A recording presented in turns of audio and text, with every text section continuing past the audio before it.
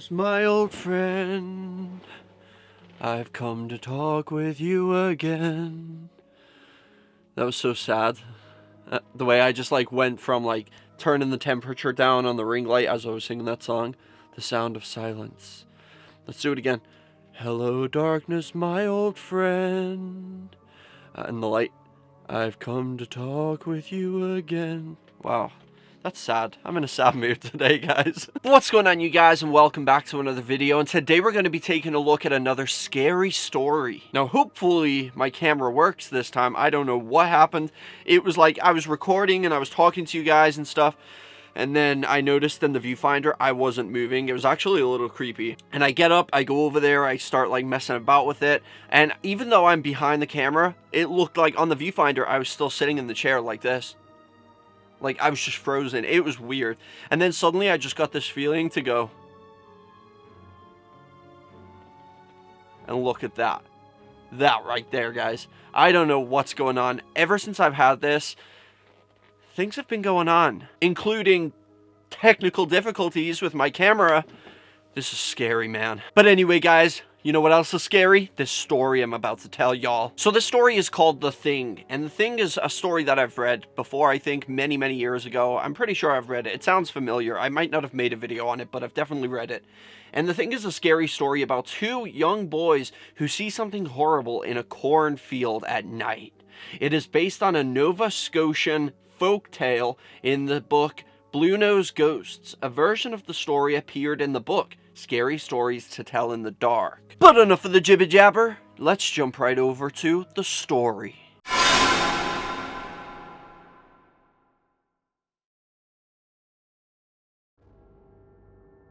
The Thing.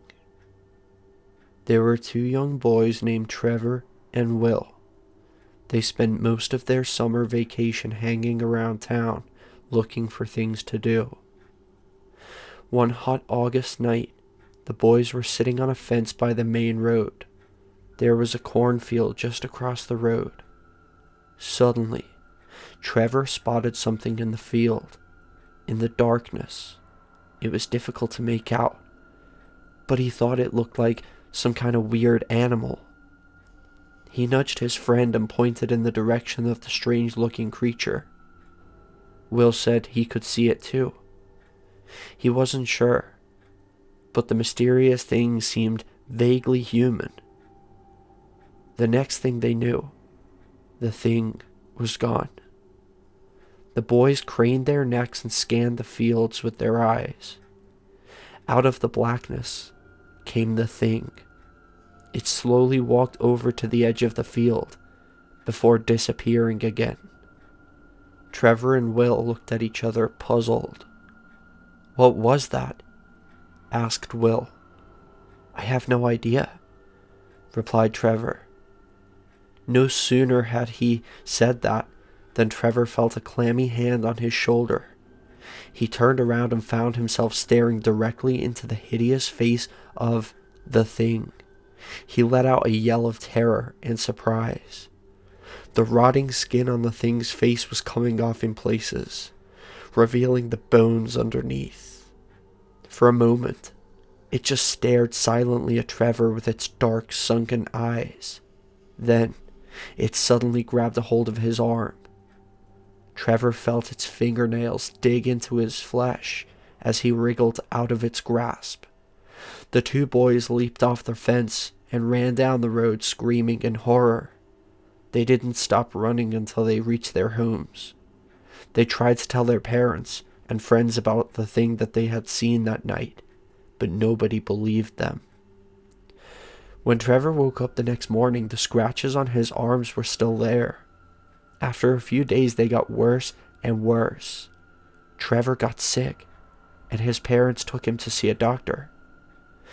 After examining his arm, the doctor told him it was infected and gave him some pills to take. Unfortunately, Trevor's condition got worse and worse. The infection spread to his entire arm, and it wasn't long before his flesh was rotting and falling off.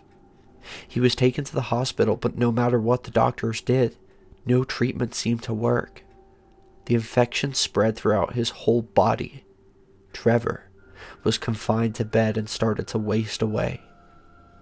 It seemed like he was beyond help, and as the days went by, he steadily grew worse and worse.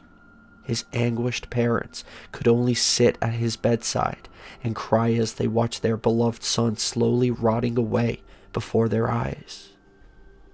On the day that Trevor finally passed, Will came to the hospital to visit him. When the boy walked into the hospital room and saw Trevor lying in the bed, he was horrified. His friend looked exactly like the Thing.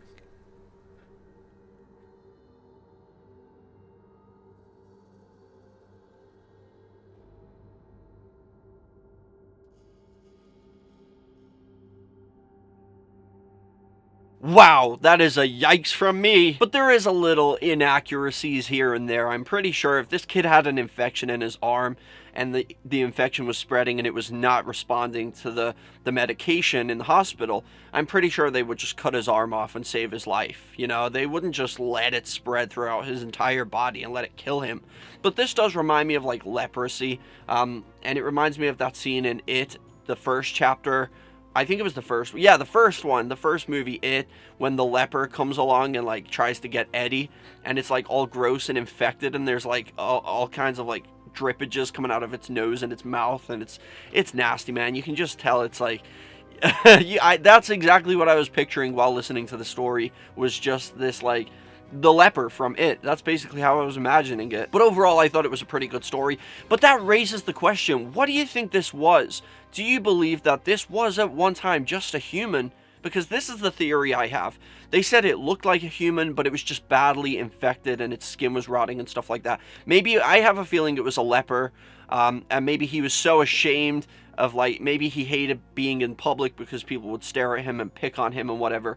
So he found it would be, you know, maybe he knew he was getting toward the end of his life, and he chose to just go off into the cornfields and just wait to die, which kind of makes it sad. But that doesn't really explain why he would go and attack these kids, you know? So I don't know. I don't know what that part is all about, but I don't really think this was a creature. I think it was a human who was badly infected, and I don't know, maybe he's just angry, or maybe these two kids, these two young boys, were some of the ones that bullied him, but then they would recognize him. I was going to say maybe that he recognized them and like, hey, they're the guys that called me ugly or something. I know what I'm going to do. I'm going to go and spread my infection. Hell yeah. Nothing says sweet revenge like spreading some infection, guys. But overall, I thought it was a pretty good story. Let me know in the comment section what you guys think this thing was, the Thing. And hit the like button if you enjoyed this video, and I'll see you right back here in the next video tomorrow. Peace out, and remember the most important thing: chase your dreams. Chase them, guys. Your sky is not your limit. No, the sky is not your limit. Go beyond the sky. Find out what's out there. You never know. Thank you guys so much for watching this video. If you guys enjoy my videos and you would like to support me and my channel more and also be featured in my videos, go check out my Patreon. Link is in the description. I would really appreciate any help you guys have to offer. As you can see, we have different tiers, different rewards, so go over there, check it out, and I would really appreciate that. Every little helps. Thank you so much. And also, guys, don't forget to subscribe with the notification bell on, and also follow me on all my social media. I have Facebook, Twitter, Instagram, and even Snapchat. So go follow me on all of those, and remember the most important thing: I love you guys, and chase your dreams.